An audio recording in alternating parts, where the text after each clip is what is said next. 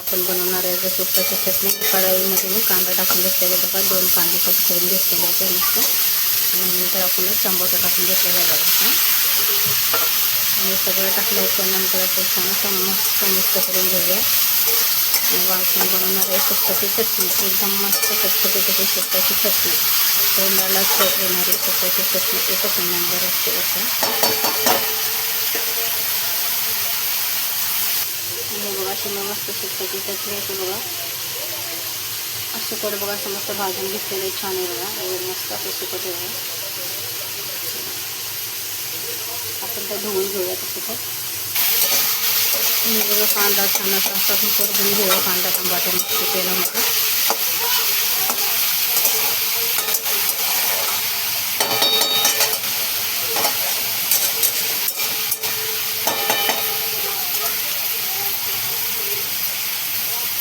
कांदा लाल होईपर्यंत आपण ना सुकट धुवून घेऊया छान पद्धतीत. आणि बघा कांदा असा मस्त आपण परतून घेतलेला आहे बघा.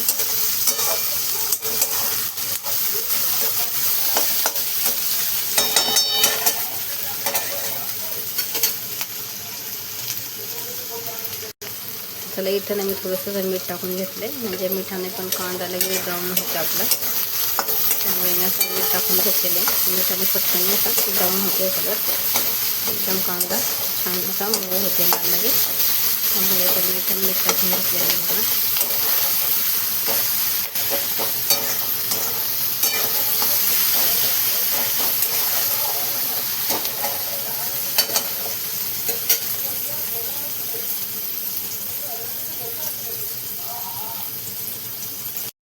मसाला पण टाकून घेतलेला आहे. मसाला टाकल्याच्या नंतर असं मस्त परतून घेतले आपण. हळद पण टाकलाय, मसाला पण टाकलाय. आणि थोडंसं व्हिडिओ कट झाला होता ना, फोन आला त्यामुळे हे झालं.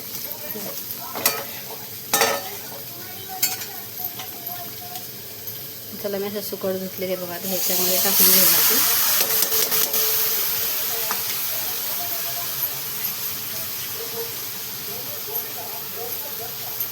सुकट टाकल्याच्या नंतर असं मस्त काय हां हां काय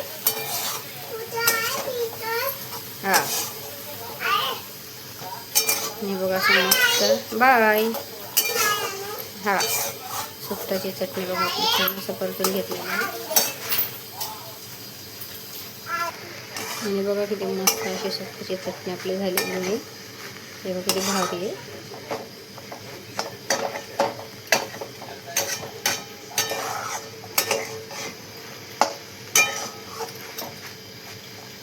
चला आता 5 मिनिट आपण झाकून ठेवून घेऊया याच्यामध्ये.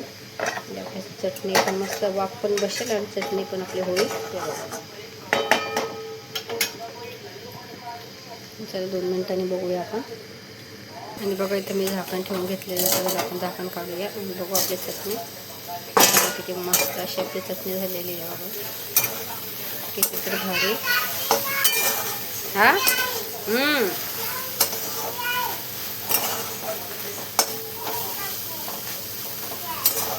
बघा किती छान झाली आपली चटणी पण मस्त मध्ये झालेली आहे.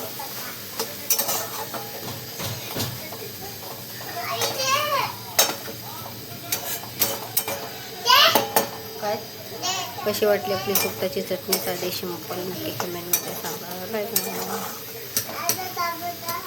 आणि बघा आता मी इथं काय केलेलं आहे बघा, आपण भजी बनवणार आहे. भजी पण बघा डाळ, मुगाची डाळ आणि हरभऱ्याची डाळ बघा अशी मस्त भिजत घातली होती मी अर्धा घंटा. आणि मस्त भिजल्याच्या नंतर बघा मी मिरच्या, लसूण आणि जिरे वाटून घेतलेले आहेत.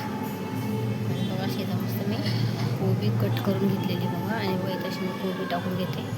आपण कोबीची भजी बनवूया. मस्त अशी मी बारीक कट करून घेतलेली कोबी. अशी कोबी सर्व टाकून घेऊया आपण आणि अशी मस्त मिक्स करून घेऊ.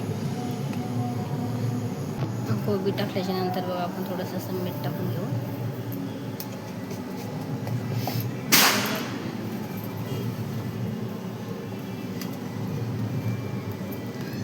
मस्त असं बघा आता सगळं मिक्स करून घेते मी. आणि बघा थोडीशी कोथिंबीर आहे ती मी टाकून घेतलेली आहे यामध्ये. आणि असं मस्त सगळं मिक्स करून घेतले बघा. आपण चमच्यानंच मिक्स करून घेतलेले सगळं पीठ, कोबी हे बघा किती छान असं मस्त मिक्स करून घेतलेले आहे. नंतर पण जेवणाच्या टायमाला बनवणार आहे बरं का. गरम गरम आता पीठ आपण भिजू घालून ठेवूया. जेवायला टाईम आहे अजून ना, त्यामुळे आपण नंतर भजी बनवणार आहे बघा. पुरी आणि भजी नंतर बनवणार आहे आपण.